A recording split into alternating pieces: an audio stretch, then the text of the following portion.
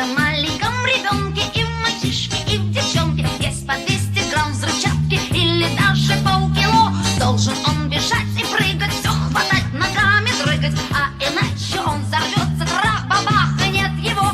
Каждый новенький ребенок вылезает из пеленок и теряется повсюду, и находится везде. Он всегда куда-то мчится, он ужасно огорчится, если что-нибудь на свете вдруг случится без него.